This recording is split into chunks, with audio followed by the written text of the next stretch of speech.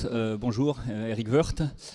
On ne vous présente plus, hein, mais pour ceux qui arriveraient d'une autre planète, député Renaissance de l'Oise, questeur de l'Assemblée nationale et ancien ministre, bien évidemment. Merci d'avoir accepté notre invitation.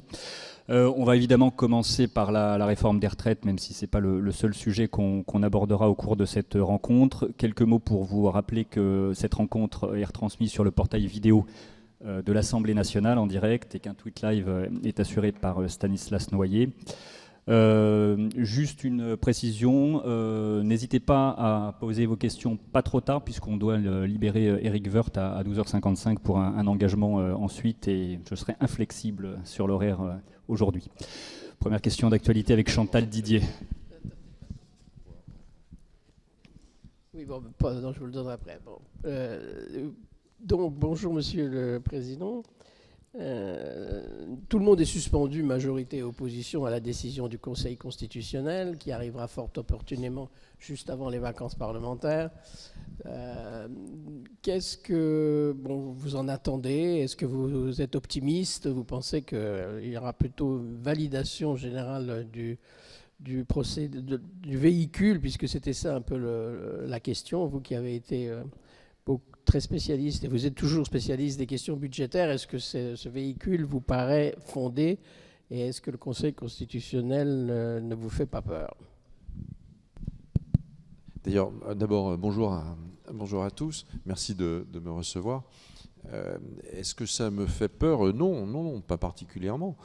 On est dans le cadre, encore une fois, je l'ai dit et mes collègues l'ont dit, bien souvent, on est dans un cadre institutionnel très précis. Ce n'est pas la première fois qu'une loi est examinée après son adoption par le Conseil constitutionnel. C'est même une procédure assez classique. Et toutes les lois importantes le sont. En 2010, sans vouloir faire de l'archéologie des retraites, en 2010, la loi qui avait augmenté l'âge de 2 ans également, à l'époque, avait été examiné par le Conseil constitutionnel et il en avait annulé une partie. Tout le monde l'a oublié, alors moi je ne l'ai pas oublié, mais tout le monde l'a oublié, notamment, alors j'ai peut-être oublié une partie, mais enfin je me souviens bien de l'annulation de quelque chose auquel je tenais, qui était une réforme de la médecine du travail à l'intérieur d'un projet de loi retraite pour prendre en compte l'objectivation de la pénibilité. Comment au mieux être objectif sur une situation de pénibilité. Et évidemment, ça nécessite à un moment donné un avis médical. Et vous connaissez l'état de la médecine du travail aujourd'hui qui n'est pas formidable. Ça ne s'est pas amélioré. Hein. Ça ne s'est pas amélioré. Et donc déjà à l'époque, c'était pas formidable. Ça avait été annulé comme cavalier. Donc on peut trouver dans une loi, notamment dans un PLF SSR ou PLFR SS, on peut trouver sans doute des éléments qui peuvent donner lieu à interprétation. Et d'ailleurs, durant le débat, c'est venu à plusieurs reprises. Donc on verra bien.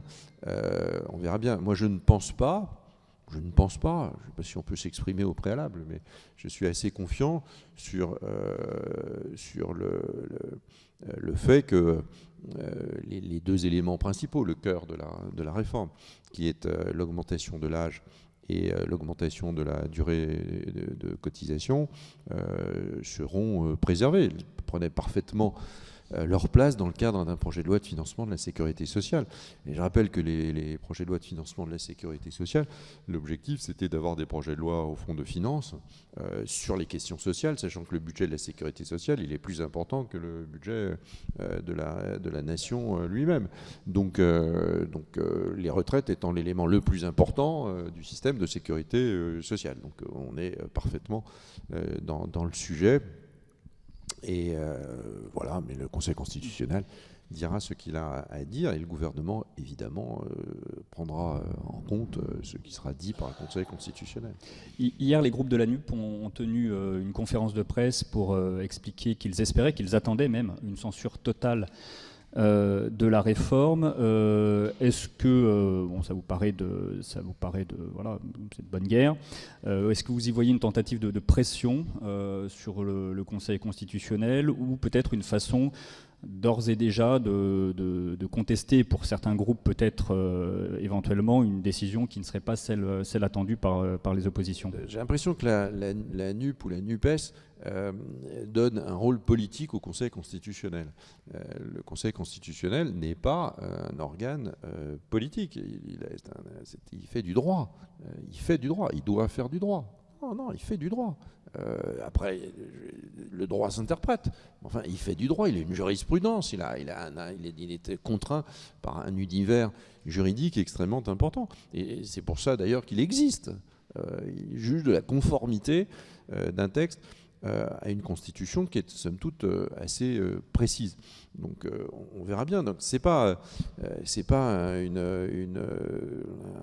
un temps après l'Assemblée nationale où on refait les débats.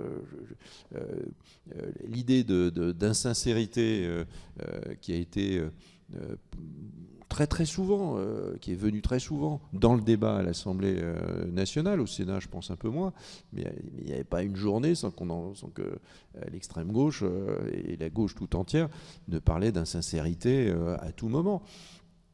Les débats, ils étaient parfaitement sincères. Le débat, il avait lieu. Les échanges sur les opinions des uns et des autres étaient, le moins qu'on puisse dire, extrêmement clairs.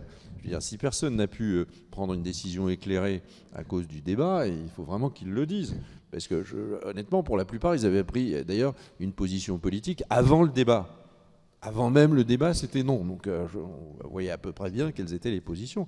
L'aspect bloquant, dont on a accusé, à mon avis, à tort le gouvernement, était d'abord aussi de la part de toutes les oppositions qui souhaitaient que ce texte n'ait pas lieu. Et ils l'ont dit, et c'était vrai pour les partenaires sociaux aussi. Il n'y avait aucune découverte sur l'interprétation que chacun en disait. En tout cas, on est dans le cadre d'une décision de droit. On n'est pas dans le cadre d'une décision politique. Vendredi, le Conseil constitutionnel va rendre plusieurs décisions. Il y a la saisine de la Première ministre elle-même, il y a 3 recours de l'opposition. Il y a aussi la question de la procédure du référendum d'initiative partagée que veulent lancer les parlementaires de gauche, députés et sénateurs. Quel regard vous portez sur cette procédure de RIP ? Est-ce que vous estimez que ça correspond à ce que prévoit la Constitution ? Est-ce que ça entre dans le cadre de ce dispositif pour cette réforme ? Est-ce que ça vous paraît légitime ? C'est une procédure qui a été assez peu utilisée. Elle a dépassé le cap de l'avis du Conseil constitutionnel, comme vous le savez, une fois sur ADP. C'est une procédure longue et complexe. Moi, je pas donner une opinion juridique là-dessus. Le Conseil la donnera bien mieux que moi dans 2 ou 3 jours. On verra bien. En tout cas, c'est vrai que ça se percute avec un texte qui est naissant, qui est en cours de procédure institutionnelle. Bon, là aussi, tout ça sera fort contenu, en tout cas dans l'interprétation de tout ça, il y aura un fort contenu politique, évidemment. Nous verrons bien. Mais enfin, le texte à l'Assemblée, le texte adopté par le Parlement sur les retraites sera un texte qui sera promulgué par le président de la République dans la forme d'après Conseil constitutionnel. Voilà, s'il y a des éléments qui sont considérés comme cavaliers, ils n'y seront pas, et puis le reste sera promulgué. À partir du moment où l'essentiel, c'est-à-dire la protection financière du système par répartition, à partir du moment où elle n'est pas touchée par une décision du Conseil constitutionnel, ça fera l'objet de la promulgation du président de la République. Et puis après, il y a une procédure, s'il y a une procédure sur le référendum d'initiative populaire, elle va suivre son cours. C'est une procédure très longue, c'est une procédure qui se termine par des votes des assemblées également. Bon, voilà, c'est autre chose. On découvrira ça ensemble, puisqu'on n'a jamais fait le parcours entier. Dans un premier temps, vous considérez, il y a ces décisions du Conseil constitutionnel vendredi, Chantal l'évoquait, il y a ensuite une pause parlementaire de 2 semaines.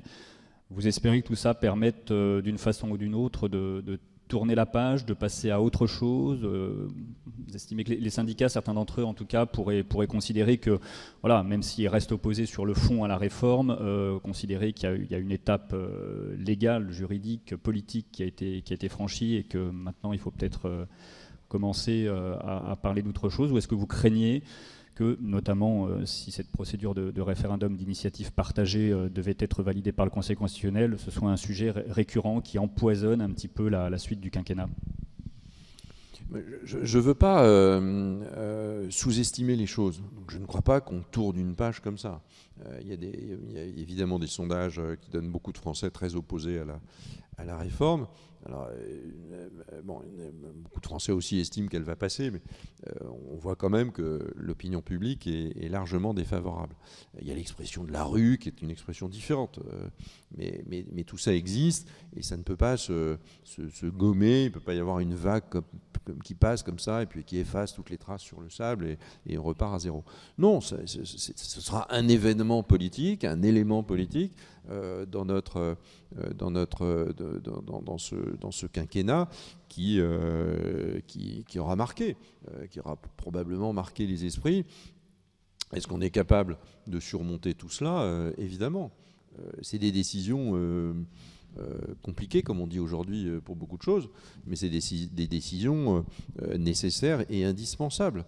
Alors je sais bien que ce débat il a eu lieu 12 fois ou 12 000 fois, en tout cas très très souvent, et que plus personne n'a grand-chose de très nouveau à dire là-dessus, mais la conviction du gouvernement, comme la mienne, elle est, comme celle de nombre de mes collègues, c'est que cette réforme, elle est indispensable, et qu'on peut toujours dire pas maintenant, qu'on peut toujours dire on aurait pu faire autrement. Il y a plein de gens qui découvrent plein de trucs, sauf que quand ils étaient eux-mêmes au gouvernement, souvent, ils se sont bien gardés de revenir sur des réformes déjà votées, voire même d'inventer de nouveaux systèmes. Donc je pense que cette réforme, elle, après, si elle n'a pas obtenu de consensus au préalable, elle peut générer dans quelques temps, quelques mois, quelques années, peut-être un consensus plus fort que celui d'aujourd'hui. On est peut-être dans l'idée que sur ce genre de réforme, on a peu de chances d'avoir un consensus avant, mais qu'au fur et à mesure du temps qui passe, qu'il y a un peu d'apaisement, que tout ça se refroidit, on regarde les choses de façon plus objective, et qu'un certain nombre de nos compatriotes pourront se dire « bon, ça ne me plaît pas ». Ça ne me va pas, mais au fond, peut-être qu'il fallait le faire quand même. Il y a cela. C'est un peu ce qui s'est passé en 2010. Les gens n'étaient pas plus favorables. Les circonstances étaient sans doute différentes, et le pays moins chahuté par des séries de crises très profondes. Mais quand même, l'idée que c'était nécessaire de le faire, parce qu'il y a quand même des éléments chiffrés qui ne mentent pas et qu'il faut bien les affronter, elle peut doucement percoler dans la tête des uns et des autres et se dire c'est vrai, il y a un moment donné, il y a un intérêt national.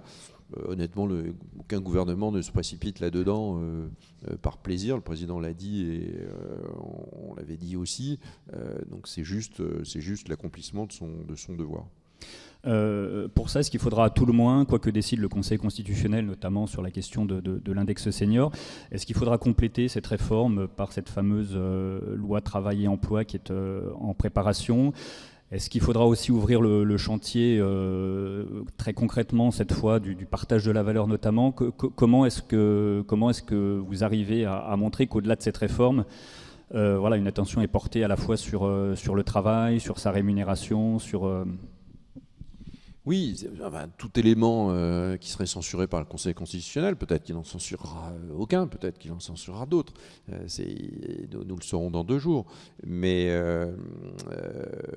quand vous prenez l'exemple de l'index senior, ça aurait parfaitement sa place dans une loi travail plein emploi. Mais plein d'autres choses.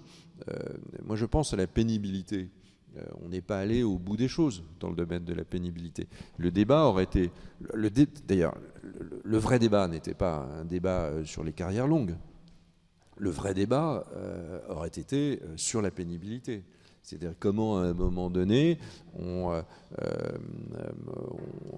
reconnaît que quelqu'un, par son activité professionnelle, peut partir avant les autres. Donc il faut que ce soit justifié, parce que sinon c'est injuste par rapport aux autres. Et donc c'est par les difficultés des métiers qu'il a exercés, ou des métiers qu'il a exercés. Et comment on le mesure ? Évidemment, il n'est pas question de recréer des régimes spéciaux. Donc ça ne peut pas être uniquement lié à une profession. La profession peut être un indicateur, peut-être un indice. Mais derrière, c'est comment, dans cette profession, vous avez eu à être exposé à tel et tel facteur. Bon, tout ce débat sur la pénibilité mérite d'aller sans doute beaucoup plus loin. Et je pense qu'on aurait rassuré pas mal de gens en faisant ce débat, plutôt que le débat qu'ont voulu les députés. C'est les députés qui ont choisi les termes du débat, là, sur les carrières longues. Les carrières longues, c'était quelque chose qui était depuis 2003. Vous en connaissez l'histoire, et ça valait il fallait vraiment avoir commencé très très tôt. Et on voyait bien ce que ça voulait dire. Puis au fur et à mesure des années, j'y ai contribué aussi d'ailleurs. On a augmenté cette idée de carrière longue. Et pour beaucoup des personnes qui avaient droit, ou qui ont droit, ça nécessitait le fait d'avoir cotisé pendant plus longtemps. Mais c'est pas choquant en soi. Une carrière longue, ça veut dire qu'on a travaillé, longtemps.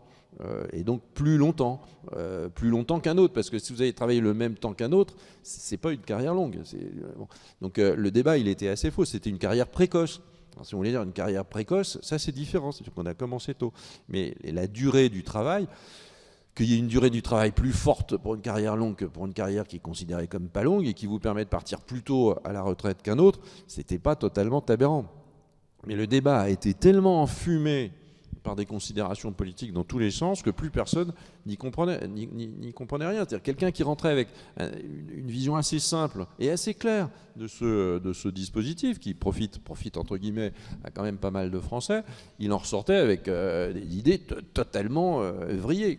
Plus personne ne savait très bien qui allait partir, à quel âge et comment. Bon. Et ça a beaucoup nui à la qualité, malheureusement, du débat. Mais bon, les parlementaires aussi choisissent leur propre terrain. C'est pas le gouvernement, c'est vraiment les parlementaires qui le choisissent. Anne-Cécile. Bonjour, Anne-Cécile Robert, Monde Diplomatique. Je voudrais revenir juste un petit peu en arrière. Vous avez l'air de dire que l'opposition à la réforme des retraites, en fait, c'est un mauvais moment à passer et qu'elle va finir par s'étioler et que les gens vont l'accepter. Mais n'êtes-vous pas quand même inquiet de la profondeur des fractures qu'on constate, indépendamment de ce qu'on peut penser sur la pertinence ou non de la réforme? On voit bien qu'il y a une opposition profonde, qu'il a fallu y avoir une motion de censure, qu'il a fallu avoir recours à un 49.3 pour faire passer la réforme. On a quand même des signes de fracture. Alors certains ont parlé de crise de régime, de crise de légitimité. Est-ce que vous n'êtes quand même pas inquiet de tous ces signes qui montrent quand même un pays désuni et une défiance finalement vis-à-vis des institutions, un décalage qui semble s'installer entre ceux qui représentent et ceux qui sont représentés? Oui, mais j'ai beaucoup entendu ça déjà. Donc oui, je constate comme vous qu'il y a beaucoup d'incertitudes, beaucoup d'inquiétudes, beaucoup de colère, beaucoup de sentiments qui n'inspirent pas un grand optimisme. Curieusement, ça vient à un moment donné où l'économie va plutôt bien. Je veux dire qu'à un moment donné, on considérait que le chômage était la clé de tous les maux, ça le reste d'ailleurs, mais qu'aujourd'hui, quand la plupart des entreprises recherchent sans trouver des personnes à employer, ce serait plutôt, au fond, presque une bonne nouvelle, puisque ça veut dire que le marché de l'emploi est tendu. Ça passe comme ça, de façon indifférente, et ça ne change rien au moral des Français. Le moral des chefs d'entreprise est bien meilleur par contre, mais au moral des Français eux-mêmes. Cela dit, les Français, quand on les interroge, ils sont en général plutôt heureux et plutôt satisfaits de leur travail. Ils sont heureux individuellement. Nous sommes malheureux collectivement. On est un peuple malheureux collectivement, parce qu'on a toujours l'impression que son voisin est malheureux. Et on trouve toujours que c'est injuste, parce qu'on considère toujours que son voisin gagne plus que vous. Donc on est comme ça, on est construit comme ça, notre histoire nous a construit comme ça. Mais il faut quand même essayer d'ouvrir aussi les yeux, parce que tout ça est bourré de contradictions. Cette affaire de référendum, vous connaissez la question qui voudrait être intégrée, enfin la question, plutôt l'article qui pourrait être intégré dans la Constitution si on suivait les personnes qui le souhaitent. C'est grosso modo, on ne peut jamais aller à plus de 62 ans dans le domaine de la retraite. Bon, c'est très très bien de fixer les règles des prestations sociales et du modèle social dans la Constitution. Mais alors bon courage, hein. Bon courage pour la Constitution d'ailleurs, et bon courage aussi pour faire vivre le modèle social. Ça veut dire que vous inscrivez définitivement l'affaiblissement du modèle social. Mais ça, vous ne posez pas la question aux Français. Vous ne leur demandez pas comment on continue à financer une retraite, parce qu'ils veulent évidemment travailler moins longtemps, ou pas plus longtemps en tout cas, mais avoir une retraite plutôt meilleure qu'une retraite plutôt moins bonne, et ils veulent que ça dure très longtemps, puisque chacun espère une espérance de vie plus longue. Bon, c'est assez logique, hein. Moi j'ai les mêmes espérances. Enfin, pour ces espérances, elles ont aussi un prix. C'est un prix collectif. Et donc à un moment donné, il faut redonner un peu corps à l'idée de citoyenneté. Le citoyen, c'est un individu dans le collectif, dans la République, pour être plus précis. Et donc cette citoyenneté, elle doit s'appliquer aussi à l'application du modèle social. Le modèle social est un énorme et fabuleux système de filet de sécurité. Alors certes, il y a de la pauvreté, certes, il y a de la précarité, tout ça, bien sûr, mais quand on regarde d'autres pays, je ne dirais pas qu'on se console, mais on remarque qu'on est un pays plutôt redistributeur, même très redistributeur par rapport à d'autres pays. Donc on a besoin de le dire et de continuer à l'affirmer. Je n'ai pas dit que je considérais qu'il fallait faire le gros dos, puis que ça passerait, puis que ça... Je ne crois pas qu'il faut faire le gros dos, il faudra l'assumer. Il faut assumer comme l'a fait d'ailleurs le président de la République très peu de temps après l'adoption par l'Assemblée et par le Sénat. Donc nous devons assumer l'impopularité de ce type de mission, la prendre sur nos épaules, et essayer d'y résister et considérer qu'on a bien fait parce qu'on a fait le bien commun. Et le bien commun, c'est pas n'importe quoi. Je pense qu'il y a tellement d'injonctions contradictoires aujourd'hui dans notre société que ça en devient compliqué de gérer une période de mutation comme celle-là. En 2010, ce n'était pas une énorme période de mutation. Là, on a bien compris qu'il y a une sorte de mutation sans doute plus profonde, hein, l'histoire le dira, et que dans cette mutation, tout se mélange. Il y a une période d'inflation qui est aussi fondamentalement due à cette période de mutation et pas uniquement à un élément ponctuel à un moment donné. Donc tout ça se mélange un peu, le mur d'investissement qui nous attend pour essayer de rendre plus propre ce pays, cette Europe et cette planète est évidemment considérable. Les attentes vis-à-vis des services publics sont aussi de plus en plus considérables et on est de moins en moins prêt à les payer. Bon, tout cela doit être remis en cohérence. Et je pense que cette réforme, elle permet derrière d'enchaîner d'autres réformes ou d'autres évolutions longues. Et j'espère qu'à ce moment-là, dans les 2 ou 3 ans qui viennent, les Français y verront plus clair. Quand vous commencez à reconstruire une maison, en général, vous n'y voyez pas très clair. Si vous n'êtes pas architecte, vous n'y comprenez rien, il y a des trous partout, il y a des murs qui poussent, vous ne voyez pas très bien quelle forme ça peut prendre. Je pense que dans les 2 ou 3 ans qui viennent, je l'espère en tout cas, hein, c'est au président de la République d'en définir le dessin définitif, je pense qu'on y verra plus clair sur les mutations et sur le sens du chemin que la France décide de prendre. Mais c'est nécessairement un chemin d'effort. Pour une bonne raison, c'est que ça vous change votre vie. Sinon, ce n'est pas une mutation. Donc ça change votre vie personnelle, dans votre propre foyer, votre propre vie. Vous ne consommez plus de la même manière, vous n'utilisez pas l'énergie de la même façon, vous n'attendez peut-être pas la même chose des services publics. Vous attendez à la fois plus, mais plus efficace. Vous n'attendez pas la même chose du service public de l'enseignement, par exemple. Donc ça veut dire beaucoup de choses. Donc je ne raille pas d'un trait de plume, je ne dis pas ça passera et puis voilà. Non, il faut au contraire que ça s'intègre dans un tout plus important qui donne le sens à l'accompagnement de la politique française dans cette période de mutation. Bonjour, Jacques Massé. Dans un mois et demi, vous allez examiner un projet de loi à 413 milliards, un peu plus même, d'euros, la loi de programmation militaire. Pierre Moscovici explique actuellement, en ce moment, récemment encore au Sénat, que pour au moins 13 milliards, la budgétisation est entourée d'incertitudes. Alors l'ancien président de la Commission des Finances que vous avez été, ou vous siégez toujours, ça vous suggère quoi, cette analyse ?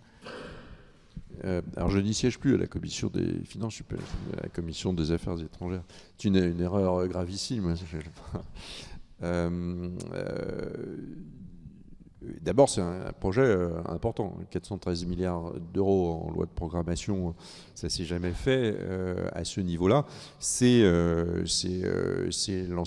des enseignements tirés de la situation d'aujourd'hui, où on voit bien que une bonne part de notre souveraineté dépend aussi de notre capacité à répondre, et à répondre à l'agression. Donc c'est très très important. Une grande partie de l'argent, il est purement budgétaire. Donc il faut aussi que ça s'intègre dans nos trajectoires de finances publiques, mais ça, ce sera à Bruno Le Maire de l'expliquer. Et puis il y a 13 milliards d'euros qui ne sont pas des euros budgétaires et dont les contours n'ont pas été complètement déterminés. Je pense que Pierre Moscovici fait référence à cela. Alors, c'est des ventes de patrimoine immobilier, c'est des fréquences, c'est au fond des ressources extérieures qui ne viennent pas de l'impôt et qui ne viennent pas du budget, qui sont budgétés évidemment, mais qui ne viennent pas du budget, qui doivent être précisés. C'est ce que demande, c'est ce qui a été demandé à la conférence des présidents il y a pas plus tard qu'hier. Je ne sais pas ce qui va se passer. Vous savez que quand il y a une divergence de cette nature sur le respect de la loi organique, il y a la possibilité d'en appeler au Conseil constitutionnel. Donc c'est peut-être ce qui sera fait, soit par le Premier ministre, soit par l'Assemblée, par la présidente de l'Assemblée elle-même, pour que l'étude d'impact précise les choses. Plus c'est précis, mieux c'est. On verra bien, mais en tout cas ça retarde, si ça retarde de quelques jours l'examen du projet, ça retardera de quelques jours l'examen d'un projet qui est un projet par principe pluriannuel, donc c'est pas très grave, mais si ça peut préciser les choses, tant mieux, ce sera un élément fort du débat. Pascal et puis Nicolas. Je pense que vous avez vu le texte de Dominique Strauss-Kahn qui pointe 4 erreurs de timing, de stratégie, et qui met en garde en disant surtout ne commettez pas la 5e au cas où le texte serait promulgué par le Conseil constitutionnel. Il demande donc de ne pas le promulguer. Donc je voulais savoir comment vous réagissiez à cette analyse et à la recommandation qui vous est faite. Mais des recommandations, il y en a partout. Tout le monde a ses petites recommandations en ce moment, c'est assez extraordinaire. Tout le monde a son avis sur tout, à la fois sur ce qu'il faut faire sur le plan politique, à la fois sur ce qu'il faut faire sur le plan des réformes. C'est très très bien, ça montre une démocratie très vivante et moi j'en suis absolument ravi. Mais le gouvernement a choisi sa voie. Il l'a choisi très clairement et le moins qu'on puisse dire, c'est qu'il l'a assumé. Et il n'y a pas une majorité pour dire le contraire, puisque la censure n'a pas été votée. Alors, je prends les remarques de M. Strauss-Kahn comme toutes les autres, elles sont intéressantes, mais ce n'est pas ce qui a été choisi en ce qui concerne cela. Je pense quand même que parfois, il ne faut pas non plus être mu trop par la peur. Je pense qu'il y a beaucoup de peur là-dedans et il y a l'envie, au fond, de se fondre un peu avec l'opinion publique parce que c'est plus confortable. C'est beaucoup plus confortable. Il faut bien l'admettre que c'est quand même plus simple. Les choses se résoudront autrement. Alors là, l'étude d'impact, les choses se résoudront autrement. L'étude d'impact, elle n'est pas faite. Parce que personne ne sait très bien, en général, ce qu'on met là-dedans. Il y a beaucoup de caractères magiques là-dedans. Donc moi, je n'ai pas entendu aujourd'hui, c'est vrai, je n'ai pas vu, je n'ai pas lu, mais peut-être que je n'ai pas tout lu, de solutions alternatives crédibles à la sauvegarde du modèle par répartition. On peut vouloir changer de modèle, mais ce n'est pas pour maintenant. Vous mettez une trentaine d'années, 30 à 40 ans, et puis vous aurez un autre modèle. La capitalisation, c'est parfait. Il y a tous ceux qui disent qu'il faut faire de la capitalisation. Moi, j'ai déjà déposé pas mal d'amendements avant que certains ne disent cela. Oui, il peut y avoir un modèle annexe de capitalisation à côté de la répartition sur fonds publics. On a vu des amendements il y a des années là-dessus, et encore pas plus tard qu'en 2019 et 2020, au moment du régime universel.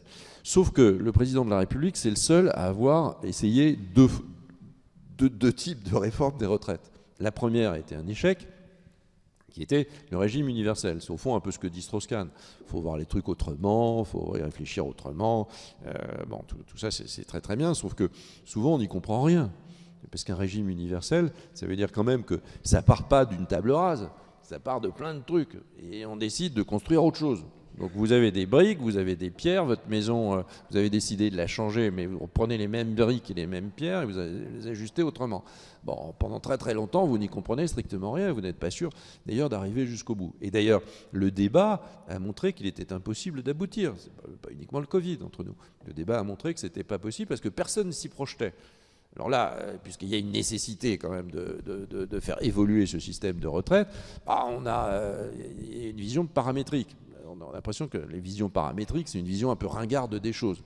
Tous ceux qui n'ont pas d'idées ont des visions paramétriques et tous ceux qui ont des idées ont des visions systémiques. Sauf que le paramétrique, c'est la vie des gens. Moi, ma vie, c'est plein de paramètres. C'est combien de temps je vais vivre, quel est le niveau de ma rémunération, combien j'ai d'enfants. C'est que des paramètres, c'est des chiffres. Bon. Et derrière ces chiffres, il y a juste une vie. Et dans les réformes systémiques, on n'arrive jamais à se projeter. Dans celle-là, le moins qu'on puisse dire, c'est que les Français s'y sont projetés. Ah, ça ne leur plaît pas. Mais ils se sont projetés. On leur a dit, vous allez travailler 2 ans de plus. Ça, c'est une projection. On a dit, chaque année, ça va augmenter de 3 mois, la durée de cotisation, etc., etc. Donc ça va être... vous vous projetez, et donc évidemment, vous avez une réaction qui est très forte. Puisque par principe, la plupart de nos concitoyens n'ont pas envie, ou certains ne peuvent pas. Hein. La vérité, c'est que certains ne peuvent pas. Il y a plein de dispositifs dans cette loi. Mais vous n'avez pas envie de cela. Et c'est très compliqué d'aborder d'ailleurs les sujets de référendum dans ces cadres-là. C'est pour ça que ce référendum, il est, à mon avis, il est totalement inopportun.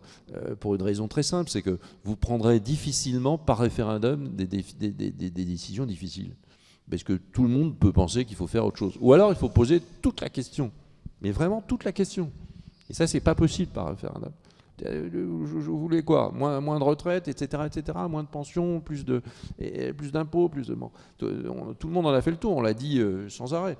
Mais les modèles alternatifs, ils tournent quand même à un moment donné autour de ces paramètres. Et le niveau de votre pension, c'est un paramètre. Donc je suis, moi, très attentif aux bonnes idées, mais pour le moment, on n'en a pas vu beaucoup surgir, sinon des idées extrêmement, extrêmement larges et peu opératoires.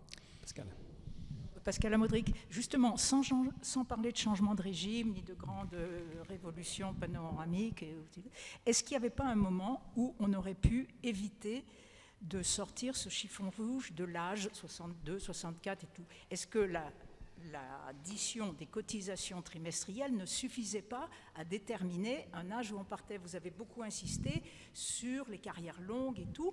Est-ce que techniquement c'était impossible? Personne n'a bien su m'expliquer, moi.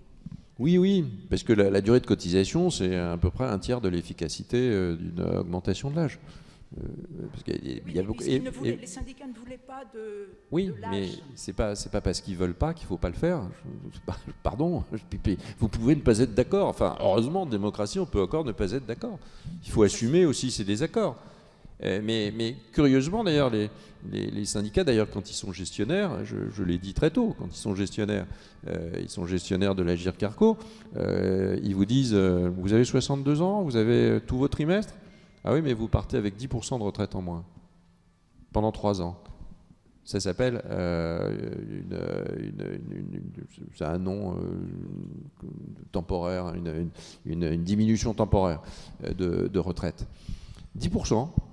On vous a interrogé, on vous a dit, on vous a demandé, mais si vous avez le droit de partir avec tous vos trimestres et à l'âge légal, on vous a interrogé à l'Agirc-Arrco pour savoir ce que vous en pensiez, si vous étiez d'accord pour partir avec 10% de retraite en moins. Personne ne vous l'a demandé. Donc ça veut dire qu'on fait comme ça, à bas bruit, des réformes totalement voilà, qui s'imposent aux gens, mais on n'interroge pas les gens. Dans le régime général, qui conduit et qui pilote souvent les autres régimes, dans le régime général, on le fait avec place ouverte. On le fait ouvertement devant la population. Et il y a quand même beaucoup d'hypocrisie derrière tout cela, du côté là, des organisations syndicales, quand elles gèrent elles-mêmes un régime où elles dégradent le niveau des pensions. C'est comme ça. Mais comme personne ne le sait, tout le monde s'en fiche. Il n'y a pas un journal qui a fait un article là-dessus. Pas un. Pas un. C'est en soi assez extraordinaire, parce que ça amènerait quand même au débat quelque chose d'intéressant, qui est de dire il y a un autre paramètre qui n'est pas l'augmentation de l'âge, c'est la baisse des pensions. Alors les gens en général le disent comme ça, baisse des pensions, augmentation des impôts, etc. Voilà. Mais il y a une réalité, c'est le cas pour les régimes, pour le grand régime complémentaire des salariés qui est l'Agirc Arco. Jacques Hébert, on ne l'entend pas, il ne s'exprime sur rien, il est pourtant de votre famille d'origine. Peut-être un jour serez amené, vous, à voter pour lui. Est-ce que vous avez des nouvelles de Laurent Wauquiez ? Non, moi je n'ai pas de nouvelles de Laurent Wauquiez, pas plus que vous, donc je peux pas. Il faudra interroger d'autres personnes que moi. Mais pour revenir sur l'âge, pas de Laurent Wauquiez, de l'âge de départ à la retraite, c'est probablement ce qu'il y a de plus dur dans une réforme des retraites. D'ailleurs, Marisol Touraine, quand elle augmente la durée de cotisation, en réalité, elle prolonge la réforme de François Fillon, qui arrivait au bout, et donc les socialistes prolongent cette réforme, donc on passe du Fillon au Touraine. Ça réduit évidemment le coût et la dépense de retraite, mais ça la réduit très, très doucement et assez peu. C'est évidemment l'âge. Et l'âge allié à une durée de cotisation, c'est assez juste. Si on peut encore employer ce mot, plus personne n'y croit, mais c'est assez juste parce que quand même, il faut essayer de régler les choses correctement entre les gens qui rentrent tard sur le marché du travail et ceux qui rentrent plus tôt. Et il n'y a pas de raison, quand vous rentrez tard sur le marché du travail, c'est souvent pour des raisons d'études, formation. Et on demande aux jeunes Français aujourd'hui de faire de plus en plus d'études parce que le pays a besoin d'être plus compétitif, donc des plus de compétences, etc. etc. Bon. Quand vous rentrez sur un marché du travail à 22, 23, parfois 24 ans, si on vous dit c'est 44 ans ou 45 ans de cotisation, ça fait 68, 69 ans. Est-ce que c'est extrêmement juste par rapport à celui qui a commencé plus tôt ? Est-ce que avoir fait des études, c'est des vacances ? Il faut le dire, hein, si vous considérez que faire des études, c'est des vacances, moi je ne crois pas que c'est des vacances, c'est peut-être un salaire différé. Peut-être que vous n'avez pas été payé, mais vous aurez un peu plus de salaire parce que vous serez un peu mieux formé, c'est même pas sûr. Donc il est logique qu'à un moment donné, on essaye d'harmoniser un peu entre ceux qui rentrent tôt sur le marché du travail et puis ceux qui rentrent un peu plus tard sur le marché du travail. Et donc il y a ces deux critères. Et puis deuxième point, il faut faire très attention quand même à ce qu'à un moment donné, quand vous partez avec tous vos trimestres, mais que vous ne devez pas dégrader les pensions. Vous ne pouvez pas dire, c'est pour ça que les deux sont importants, l'âge et la durée de cotisation. Si vous avez un âge mais que vous n'avez pas la durée de cotisation, souvent vous allez partir parce que vous en aurez assez, qu'il y ait un effet dit d'horizon. Et donc vous partirez avec des petites retraites ou avec des retraites plus petites. Et on ne peut pas, je pense qu'un État, et Dieu sait que la France est un État qui est assez, qui tente de créer des filets de sécurité ici ou là, on ne peut pas faire en sorte que les dispositifs poussent à partir avec des petites retraites. Parce que vous gardez votre petite retraite après. Une fois qu'elle est soldée, elle est soldée, quoi. Une fois qu'elle est liquidée, elle est liquidée, quoi. Et ça, vous ne pouvez pas faire ça. Hélène. Oui, bonjour Éric Woerth.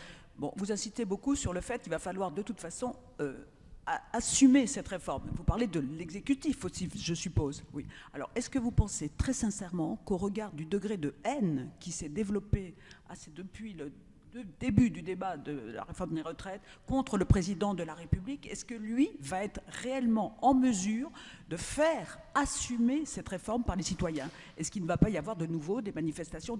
C'est grave, la situation dans laquelle elle est, tout le monde insiste là-dessus, c'est pour ça que je me permets de vous poser la question et je veux savoir ce que vous ressentez personnellement à l'égard de cette haine du président de la République. C'est vrai qu'elle existe, elle existait aussi pour Nicolas Sarkozy de façon puissante, je la combattais à l'époque. C'est des sentiments irrationnels. Donc après, vous ne pouvez pas faire changer d'avis les personnes comme ça, mais moi je crois qu'il faut faire ce qu'on doit faire. Les Français attendent aussi de leurs élus à un moment donné qu'ils assument leurs responsabilités. Ça ne veut pas dire qu'ils partagent les idées, mais là il n'y a pas d'idéologie derrière l'augmentation de l'âge à la retraite. C'est ni de droite ni de gauche, il n'y a pas d'idéologie, c'est juste parfaitement pragmatique. C'est parce que notre modèle il fonctionne comme ça, et on ne peut pas dire je suis extrêmement attentif, je suis extrêmement attaché à notre modèle social, et après n'accepter aucun effort pour le changer. C'est-à-dire que je suis très attaché au modèle social qui me concerne moi maintenant jusqu'à lundi. Je suis attaché un peu moins au modèle social qui concernera dans 10 ou 15 ans les autres Français. Donc il y a je pense qu'il faut retrouver aussi un esprit de citoyenneté. C'est extrêmement important. Après, on verra. Moi, je pense que dans 2 ans, dans 3 ans, dans 4 ans, le mandat est encore long. Je ne dirais pas la même chose si le mandat était à une année de se terminer. Et il y a beaucoup d'autres choses à faire. Beaucoup d'autres choses à faire dans plein de domaines.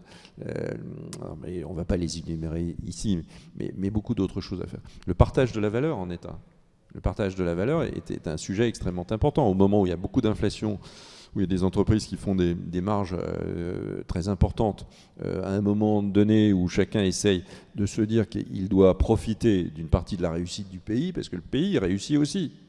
Heureusement, il y a plein de sujets sur lesquels nous réussissons. Tout n'est pas noir, il n'y a pas de raison de broyer du noir sur tout. La vie est belle aussi. Parce que s'il n'y a pas la vie, en général, on n'est pas demandeur. Hein. Donc la vie, elle est quand même plutôt belle. Et il faut tenter, au moins collectivement, de la rendre encore plus belle. Et encore plus belle, ça veut dire d'être à la hauteur aussi de nos responsabilités. Dans le domaine de l'écologie, c'est le cas. Et aujourd'hui, le consensus s'est fait. Mais regardez combien de temps il a fallu pour construire un consensus écologique. Très très longtemps. Très très longtemps. Il y a eu des pionniers, il y a de très nombreuses années. Après, une partie de l'écologie s'est dévoyée dans une écologie politique pure et simple. Et puis, il y a, je pense, un grand bon sens des Français dans aujourd'hui leur manière de penser leur propre vie à l'intérieur de ce fameux collectif. Et ça devient, je pense, extrêmement, extrêmement bien. Mais c'est vrai aussi dans le partage de la richesse. La richesse en France est partagée, bien plus partagée que dans beaucoup d'autres pays. Ça se mesure très très bien. Hein. Ça s'appelle la redistribution sociale. Donc ça, c'est très fort. Mais il faut sans doute aller plus loin que cela. Dans chaque entreprise. Et moi, je pense que chaque entreprise doit pouvoir, à un moment donné, redistribuer plus, lier la redistribution du capital et du travail. Enfin, il y a plein de travaux qui sont aujourd'hui faits à la fois par la majorité et à la fois par le gouvernement pour aboutir à des solutions. Il y a plein d'instruments qui existent. Hein. Déjà, la participation, l'intéressement, les primes comme ce qu'on a appelé la prime Macron, la prime de pouvoir d'achat. Tout ça est très important. Mais c'est vrai que l'augmentation aujourd'hui des salaires est un sujet absolument fondamental. Oui, Chantal. Oui, justement, sur le partage de la valeur, il y a une mission d'information qui rend son rapport aujourd'hui. Et une des observations serait que les primes Macron ont un peu cannibalisé les autres systèmes, l'intéressement, la participation et autres. Est-ce que vous défendez les primes Macron ou Je les défends parce qu'elles ont profité à beaucoup de Français et c'est tant mieux. Alors certains les rejetaient en disant c'est pas du salaire. C'est très bien, effectivement ça s'appelle prime, donc c'est pas marqué salaire. D'abord c'est pas l'État qui augmente les salaires, mais la possibilité de pouvoir distribuer des primes à moindre coût, puisqu'il n'y a pas de coût social, est évidemment très, très importante. Est-ce que ça cannibalise? Je ne crois pas que c'est cannibaliser quoi que ce soit au jour d'aujourd'hui, parce qu'elles ont été versées à des salariés qui n'auraient pas obtenu une telle augmentation de salaire à côté, parce qu'elle est définitive, l'augmentation de salaire. Je pense qu'elles ont joué parfaitement leur rôle pour essayer d'absorber ce choc de pouvoir d'achat qu'ont été les crises successives. Cela dit, on est quand même dans un pays qui les a amortis, ces crises, bien plus que la plupart des autres pays. Enfin, on a mis 280 milliards d'euros sur les 3 dernières années sur l'ensemble des crises pour essayer d'amortir les choses. Au fond, personne ne s'en rend compte, c'est presque terrible, enfin c'est comme ça. Les Français ont été payés par l'État. Je veux dire, les garanties de pouvoir d'achat, les garanties de salaire ont été payées par l'État pendant plusieurs mois. Vous vous rendez compte? Si on s'était dit ça il y a quelques années, on n'aurait jamais pensé que c'était possible. Donc ces primes, elles doivent perdurer. Elles étaient d'un emploi plus simple que les mécanismes de participation et d'intéressement. Notamment, ça s'adressait à peu près à toute nature d'entreprise. Bon, c'est ce travail qui doit être fait définitivement. Et puis après, il y aura, j'imagine, une loi sur le partage de la valeur. Mais les entreprises doivent faire aussi leur aggiornamento pesquel. C'est pas l'État qui fixe les salaires. Il faut faire juste simplement attention à ne pas fixer les salaires uniquement en fonction de l'inflation. Parce que si vous faites ça, vous entretenez, tout le monde le sait, l'inflation, et donc vous entretenez, au fond, la perte de pouvoir d'achat. Vous n'êtes pas pour l'indexation. Ah non, l'indexation, il n'y a rien de pire. Ça se retourne contre tout le monde. C'est vraiment, vous envoyez un boomerang, il vous revient en pleine figure. Non, il faut pouvoir augmenter les salaires lorsque les vraies marges des entreprises le permettent. Et il y a aujourd'hui, c'est vrai, un pays dans lequel il y a plus de marges. Enfin, en tout cas, les marges des entreprises, et pas uniquement les très grandes, sont plus importantes qu'elles ne l'étaient il y a encore quelques années. Donc tout ça doit être co-construit également entre les chefs d'entreprise et leurs propres salariés, par branche, par négociation. Tout ça doit aussi être fait au-delà et en dehors de l'État. C'est extrêmement important que chacun prenne aussi ses responsabilités. François, pour la dernière question. François Gervais, Raison Politique. Il y a plusieurs députés LR qui ont publié une tribune demandant un accord avec la majorité présidentielle. Est-ce que vous pensez que c'est le moment? Est-ce qu'Elisabeth Borne peut élargir sa majorité ou attendre un peu ou ne pas le faire? Et moi, j'en aurais rêvé d'un accord. J'ai pensé qu'il n'était pas possible, donc je suis parti de LR. Mais j'aurais rêvé d'un accord entre la droite républicaine qui est LR et puis ce bloc central, au fond, qu'a créé Emmanuel Macron. Bloc central qui ressemble un peu à ce qu'a été l'UMP, hein, avec peut-être une ligne un peu plus, une ligne médiane un peu plus à gauche. L'UMP est un peu plus à droite parce qu'un certain nombre de personnes de l'UMP sont passées après au Rassemblement national. Donc on voit bien qu'il n'y avait pas de sociodémocrates parce qu'ils étaient restés au Parti socialiste. Aujourd'hui, il y a des sociodémocrates dans les trois partis qui composent le bloc majoritaire. Je pense que les Français, d'ailleurs, le souhaitaient. Quand vous interrogiez les Français à une époque, ils souhaitaient que le monde politique s'entende, au moins sur le champ républicain, qu'il n'y ait plus de bisbilles ou de chahuts purement politiciens. Mais qu'on soit et l'intérêt d'un accord, c'est qu'on parle du fond. C'est qu'il est idéologique, c'est-à-dire qu'on trace un chemin. Évidemment, pas le plus petit commun dénominateur. On essaie de le fixer à un niveau d'ambition, ça aurait été possible. Est-ce que c'est encore aujourd'hui possible ? Je ne le pense pas. Je ne pense pas qu'aujourd'hui, quand je vois l'état des Républicains, je ne crois pas que ce soit possible. Alors c'est possible pour certains, pas possible pour d'autres. Donc si vous commencez à diviser en autant de parts qu'il y a de députés les Républicains, ça ne marche pas. On l'a vu sur les retraites. Une grande partie des députés républicains n'ont pas souhaité assumer la responsabilité. Ils avaient tort pour leur histoire et tort pour leur avenir, à mon avis. La direction du parti l'a assumé. Éric Ciotti, les deux présidents de groupe, le président du Sénat l'ont parfaitement assumé, mais ils n'ont pas été suivis. Donc je pense qu'il faut continuer à trouver d'autres majorités. Moi, je suis pour une je pense qu'on pourrait avoir une majorité absolue d'idées qui viendrait contrebalancer la majorité relative politique. La majorité absolue d'idées, c'est idée par idée, réforme par réforme. Et la meilleure façon d'avoir cette majorité absolue d'idées sur les grandes réformes, c'est qu'il n'y ait pas 12 000 réformes, c'est qu'il y en ait quelques-unes, profondes, sur l'enseignement, sans doute sur l'écologie, cette fameuse planification écologique qu'il faut continuer à préciser, peut-être sur la décentralisation. Je pense que ce serait un formidable moment pour accélérer et éclaircir le processus de décentralisation, et que ça nécessiterait évidemment, et je parle évidemment de l'autorité et notamment de l'immigration, c'est-à-dire qu'un pays ne peut pas accueillir une immigration illégale durablement sur son propre territoire. Bon, sur des sujets comme cela, on peut avoir des majorités absolues d'idées. Voilà, plein de sujets sur lesquels on aurait pu continuer, mais il est déjà 12h55, l'heure de nous quitter. Merci Eric Woerth d'avoir accepté notre invitation. Merci à tous et on se retrouve après la pause parlementaire début mai. Bon après-midi. Qu'est-ce qu'il a dit sur le dernier truc, là? Écologie. Décentralisation et migration. Ah voilà, décentralisation et migration, ok.